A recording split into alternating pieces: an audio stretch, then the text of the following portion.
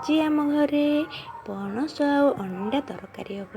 ତ ମୁଁ ତା ସହିତ ଗୋଟିଏ ବି ଅଲଗା ପ୍ରକାର ତରକାରୀ ହେବ ଯେ କି ସେଇଟା ମୁଁ ଜାଣିନି ସେଇଟା କ'ଣ ଗଛର ପତ୍ର। ତ ମୋ ମା ଆଣିଥିଲେ ଘରକୁ, ତ ରଖିଥିଲେ। ମା ଘରେ ନଥିଲେ, ତ ମା ଯାଇଥିଲେ ଜଣଙ୍କ ଘରକୁ। ତ ଆମେ 3 ଜଣ ଥିଲୁ, ତ ପୁଅର ମୋର ଭାଇର। ତ ମୁଁ ଭାବିଲି କ'ଣ ଗୋଟେ ରୋଷେଇ କରିବା। ତ ଦେଖିଲି ଘରେ ମା ପଣସ ଗୋଟେ ଆଣିଛନ୍ତି, ମାନେ ପଣସ ମାନେ ହିଞ୍ଚଡ଼ ତ ରଖିଯାଇଥିଲେ। ଆଉ ମୁଁ ଅଣ୍ଡା ଆଣିଲି। ଅଣ୍ଡା ଆଣିକି ଆମେ 3 ଜଣ ମିଶିକି ମାନେ ଆଜି ଖାଇବୁ। ତ ମୁଁ ଆଗେ ବଡ଼ା ତିଆରି କରିଲି, ହେଲେ ସେ ଗଛର ନାଁଟି ମୁଁ ଜାଣିନି। ତ ମୁଁ ଏକା ଭିଡ଼ିଓ କରୁଛି, ତ ରୋଷେଇ କରିକି ସେମାନେ ନଥିଲେ କେହି। ମୁଁ ଏକା ଭିଡ଼ିଓ କରୁଛି, ତ ଏକା ରୋଷେଇ କରିକି ଭିଡ଼ିଓ କରିବା ତ ବହୁତ କଷ୍ଟ ହେବ। ତ ମୁଁ ସେଥିପାଇଁ ଟିକେ ଠିକ୍ ସେ ଦେଖେଇ ପାରୁନାହିଁ, ମାନେ ଆମର କଢ଼େଇକୁ। ତ ଆପଣମାନେ ଟିକେ ମାନେ ଭଲସେ ଜାଣିପାରିବେନି କ'ଣ ସବୁ ରୋଷେଇ କରୁଛି।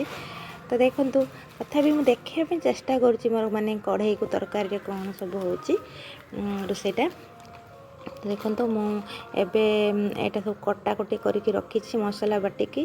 ତ ତାପରେ ରୋଷେଇଟା ମାନେ ବଡ଼ାଟା ମୁଁ ତିଆରି କରିସାରିଛି ପ୍ରଥମେ।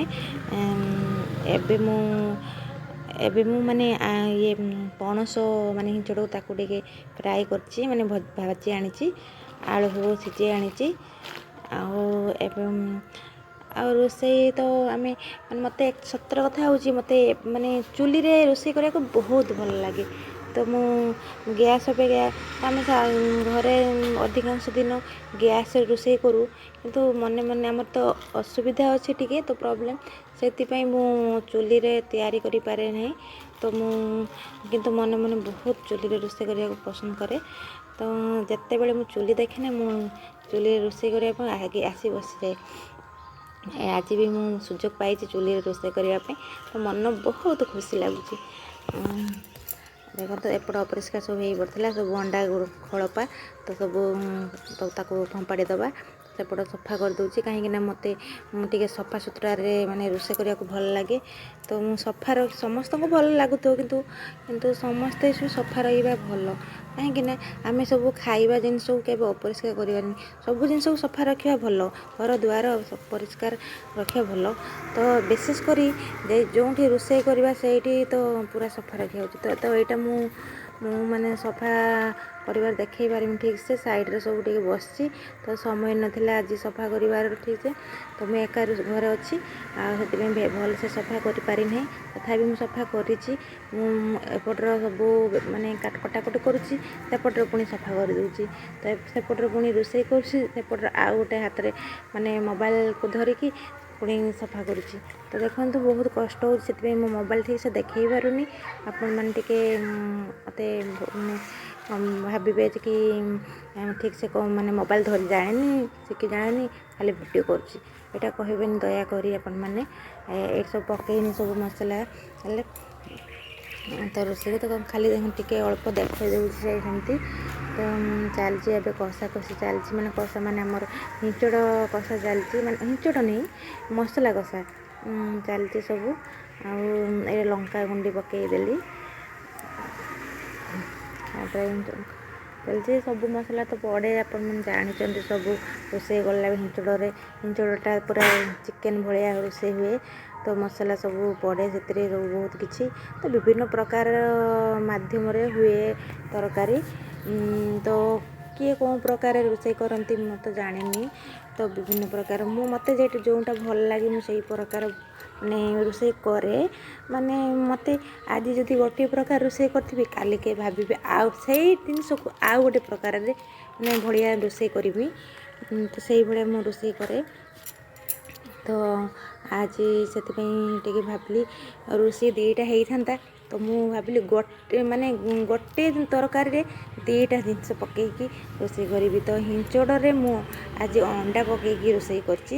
ହିଞ୍ଚଡ଼ ରାନ୍ଧିଲା ବେଳେ ପୁରା ଚିକେନ୍ ଭଳିଆ ସେଣ୍ଟ ଆସୁଥିଲା, ମାନେ ବାସ୍ନାଟା ହେଉଥିଲା, ଏତେ ସୁନ୍ଦର ବାସ୍ନା, ଇଚ୍ଛା ହେଉଥିଲା ଖାଇବା ପାଇଁ। ତ ମୁଁ ମାନେ ଚିକେନ୍ ଖାଇନି, ଚିକେନ୍ ଘର ହୁଏ, ତ ମୁଁ ଏବେ ଖାଉନି ଚୈତ୍ର ମାସରେ। ତ ତ ମୁଁ ନିରାମିଷ ଆଜି ମାନେ ହିଞ୍ଚଡ଼ ତରକାରୀ ଖାଇବି। ହିଞ୍ଚଡ଼ ମାନେ ଅଣ୍ଡା ଖାଇ ଦେଉଛି କିନ୍ତୁ ମାଂସ ଖାଇନାହିଁ, ମାଛ ଖାଉଛି। କିନ୍ତୁ ସତ କଥା ମୁଁ ଖାଇବା ପାଇଁ ଇଚ୍ଛା ନଥିଲା, ତ ଘରେ ସମସ୍ତଙ୍କୁ ନେଇକି ଚଳିବାକୁ ପଡ଼ୁଛି। ତ ଶାଶୁ ଶ୍ୱଶୁର ସମସ୍ତଙ୍କୁ, ସ୍ୱାମୀ ସମସ୍ତଙ୍କୁ, ବନ୍ଧୁବାସ କେତେବେଳେ ଆସିବେ, ତ ମୁଁ ଏକା ଘରେ ବୋଉ। ତ ମୁଁ ଭାବିଲି ମୁଁ ଏବେ ନିଜେ ଯଦି କିଛି ନ ଖାଇବି ମୁଁ ପୁରା ଅସୁସ୍ଥ ହେଇଯିବି, ତ ସବୁ କିଛି ଖାଇବାକୁ ପଡ଼ିବ। ତ ମୁଁ ଭାବିଲି କି ସେଥିପାଇଁ ମୁଁ ନିରାମିଷ ଖାଇପାରିଲି ନାହିଁ। ମୋର ତ ଅଧିକାଂଶ ସମୟରେ ବାର ଅଛି, ମାନେ ସୋମବାର ମାନେ ନିରାମିଷ, ଗୁରୁବାର ନିରାମିଷ, ଶୁକ୍ରବାର ନିରାମିଷ। ତ ସେଥିପାଇଁ ମୁଁ ଭାବିଲି କି ପୁରା ମାନେ ଛାଡ଼ି ହେବନି ମାସ ଯାକ, ପୁରା ମାସ ମାନେ ମାଛ ନିରାମିଷ ମାନେ ତ ମାଛ ଛାଡ଼ି ହେବନି, ମାସ ଯାକ ନିରାମିଷଟା ଖାଇବାଟା ମୋ ପାଇଁ ଅସମ୍ଭବ ହୋଇ ପଡ଼ିବ। ତ ଘରେ ବି ସ୍ୱାମୀ ମୋତେ ମନା କଲେ, ନା ଏବେ କରନି, ପୁରା ମାନେ ପାଳନି ପୁରା ନିରାମିଷଟା ମାସଟା। ତ ସେଥିପାଇଁ ଏବେ ପୁଅ ପହଞ୍ଚିଗଲା, ଏବେ ବସିକି ମୋବାଇଲ୍ ମାନେ ଅଲଗା ମୋବାଇଲ୍ ଦେଖୁଛି ସେ। ଏଇ କଷା ଦେଖନ୍ତୁ କେତେ ସୁନ୍ଦର ପୁରା ଦେଖାଯାଉଛି କଢ଼େଇରେ, ଦେଖନ୍ତୁ ପୁରା ଚିକେନ୍ ଭଳିଆ ହେଇଯାଇଛି ସେଇଟା, କିନ୍ତୁ ଏଇଟା ଚିକେନ୍ ହେଉନି, ଏଇଟା ମୋର ହିଞ୍ଚଡ଼ ତରକାରୀ। ଆଉ ଦୁଇଟା ଯେ ହେଇଥାନ୍ତା କହୁଥିଲି ଆପଣମାନଙ୍କୁ, ଯେ ହିଞ୍ଚଡ଼ ଗୋଟେ ପ୍ରକାର ତରକାରୀ ଆଉ ଅଣ୍ଡା ତରକାରୀ। ତ ସେଇଟା ମୁଁ ଭାବିଲି ନାହିଁ ଏତେ ଦୁଇଟା କରିବାର ନାହିଁ, ତ ମୁଁ ଭାବିଲି କେହି ତ ଘରେ ନାହାନ୍ତି, ମୁଁ ଏଇଟା ଗୋଟେ ନୂଆ ପ୍ରକାର କରିବି ତରକାରୀ। ତ ମୁଁ ମାନେ ଗୋଟେ ତରକାରୀରେ ଦୁଇଟା ପକାଇଦେଲି, କିନ୍ତୁ ଭାବିଲି କି ଖାଇଲା ଏଇଟା ମୁଁ ଗରମ ମସଲା ପକାଇନି ସବୁ, ମାନେ ଶିଳପୁତାରେ, ଛୋଟ ଶିଳପୁତାରେ, ଶିଳପୁତା ନୁହେଁ ହେମଦସ୍ତା। ତ ମୁଁ ହେମଦସ୍ତାରେ ମୁଁ କୁଟି ରଖିଥିଲି ସବୁ, ସେଇଟା ମୁଁ ପକାଇଦେଲି ଶେଷରେ, ମସଲା କଷିବା ଶେଷରେ। ତ ତାପରେ ମୁଁ ଅଧା କଷା ହେଇଗଲାନି, ସେଥିରେ ପକାଇଲି ଆମର ହିଞ୍ଚଡ଼କୁ ଯେ ମାନେ ଭାଜି ରଖିଥିଲି, ଅଳ୍ପ ଭାଜିଥିଲି, ତ ସେଇଟା ମୁଁ ପକାଇଦେଲି। ଏବେ ଦେଖନ୍ତୁ ତ କେତେ ସୁନ୍ଦର ଲାଗୁଛି କଷିଲା ବେଳେ, ମାନେ ବହୁତ ଭଲ ଲାଗେ। ଚିକେନ୍ ବି ଭଲ ଲାଗେ, ତ ଏଇଟା ବି ବହୁତ ବଢ଼ିଆ, ଚିକେନ୍ ଭଳିଆ ତ ହେବା ଦରକାର। କାହିଁକିନା ହିଞ୍ଚଡ଼କୁ ସମସ୍ତଙ୍କୁ ପୁରା ମାଂସ ଭଳିଆ ଲାଗେ, ସେଇଟା ମାନେ ଚିକେନ୍ ଭଳିଆ ଟେଷ୍ଟ ଆସେ, ତାକୁ ସେମିତି ରୋଷେଇ କରିପାରିଲେ ହେଲା। ତ ମୋତେ ରୋଷେଇ କରିବାକୁ ଏତେ ଭଲ ଲାଗେ, ମୁଁ ଯେଉଁଠିକି ବି ଯାଇ ମୋତେ ରୋଷେଇ କରିବାକୁ ମାନେ ଭଲ ଲାଗେ। ତ ମୁଁ ବସି ପଡ଼େ, ମୁଁ ଭାବେ କି ମୋତେ କିଏ ଡାକନ୍ତି କି ରୋଷେଇ କରିବା ପାଇଁ, ମାନେ ଯାହା ଘରକୁ ଯାଇଥିବି, ବନ୍ଧୁବାସ ଘରକୁ କି ବାବା ଘରକୁ କି ଆମ ଘର, ତ ମୁଁ ରୋଷେଇ କରେ ସବୁବେଳେ, ରୋଷେଇ କରେ କି ସବୁ କରିବା ଦରକାର, ସବୁ କର୍ମ ସମସ୍ତଙ୍କୁ ଆସିବା ଦରକାର। ତ ମୁଁ ତ ଘରେ ବି ତ ମୋର ଏକା ନା, ତ ମୁଁ ସବୁ ରୋଷେଇବାସ ସବୁ ଘର ସଫାସୁତୁରା, ଠାକୁରଙ୍କୁ ମାନେ ଠାକୁରଙ୍କ ପାଇଁ ଯେ ପୂଜା, ଧର୍ମ, ବାର, ତିଥି ସବୁକିଛି ମୁଁ କରେ। ମୋତେ ସବୁ ଫୁଲ ଗଛ ଲଗାଇବାକୁ ସବୁକିଛି ଭଲ ଲାଗେ। ଆରେ ଗୋଟେ ନାରୀକୁ ସବୁ କରିବା ଦରକାର, ନାରୀ ପାଖରେ ସବୁ ଗୁଣ ରହିବାଟା ଦରକାର। ତ ମୋ ପାଖରେ ଅଛି କି ନାହିଁ ସେଇଟା ମୁଁ ଜାଣିନି, ତ ମୁଁ ଚେଷ୍ଟା କରେ ସବୁ କରିବା ପାଇଁ, ସବୁ ଜିନିଷରେ ଠିକ୍ଠାକ୍ କରିବା ପାଇଁ ଚେଷ୍ଟା କରେ। ତ ମୁଁ କରେ, ଆଉ ବେଶୀ ମୋତେ କିଛି ରୋଷେଇ କରିବାକୁ ଭଲ ଲାଗେ, ନୂଆ ପ୍ରକାର କିଛି କରିବା, କିନ୍ତୁ ମୁଁ କରିପାରେ ନାହିଁ ସମୟ ଅସୁବିଧାରୁ, ସମୟ ପାଏ ନାହିଁ ଠିକ୍ ସେ ମାନେ ଦେଖାଇବା ପାଇଁ ଭିଡ଼ିଓ କରିକି। ତ ଯେତେବେଳେ ଯାହା ସୁବିଧା ଆସିଲା ତ ମୁଁ କରିକି ଦେଇଦିଏ, କାହିଁକିନା ମୁଁ ଘରେ ଏକା, ତ ମୁଁ ବହୁତ ଶୀଘ୍ର କରିବାକୁ ପଡ଼ିବ, ତ ଶାଶୁ ଶ୍ୱଶୁରମାନଙ୍କୁ ଖାଇବାକୁ ଦେବାକୁ ପଡ଼ିବ 10ଟା 11ଟା ସୁଦ୍ଧା, 12ଟା ଅତି କମ୍ରେ 12ଟା ସୁଦ୍ଧା। ତ ମୁଁ ସେଥିପାଇଁ କିଛି ଭିଡ଼ିଓ କରିପାରେନି ଠିକ୍ ସେ, ମୋ ଭିଡ଼ିଓ କରିବାର ସୁବିଧା କିଛି ନଥାଏ, କେହି ଜଣେ ଭିଡ଼ିଓ କରିବା, ତ ମୁଁ ନିଜେ ହିଁ ଭିଡ଼ିଓ କରେ। ତ ଆପଣମାନଙ୍କୁ କେମିତି ଲାଗେ ସେଟା ମୁଁ ଜାଣିନି, ତ ଦୟାକରି ମୋ ଭିଡ଼ିଓ ମୁଁ ବେଶୀ କିଛି ଛାଡ଼ିପାରେ ନାହିଁ, ମାନେ ବ୍ଲଗ୍ରେ ତ ଅଳ୍ପ କିଛି ଛାଡ଼ୁଛି ରୋଷେଇ କରିବାର, ଘରେ ମୁଁ କିଛି ଦେଖେ, ସେଥିପାଇଁ ଯାହା ମୁଁ ଯେତେବେଳେ ସମୟ ପାଉଛି କରିଦେଉଛି। ଏବେ ସବୁ ଉଠିଲି ଦେଖନ୍ତୁ, ଆଉ ଆସିଗଲା, ପାଣି ଢାଳା ସରିଗଲାନି କଥା ମାଧ୍ୟମରେ, ଆଉ ଏବେ ଟିକେ ସଫା କରିଦେଲି, କାହିଁକିନା ଅପରିଷ୍କାର ହେଇ ପଡ଼ିଥିଲା ସବୁ, ସଫା କରି ପକେଇ।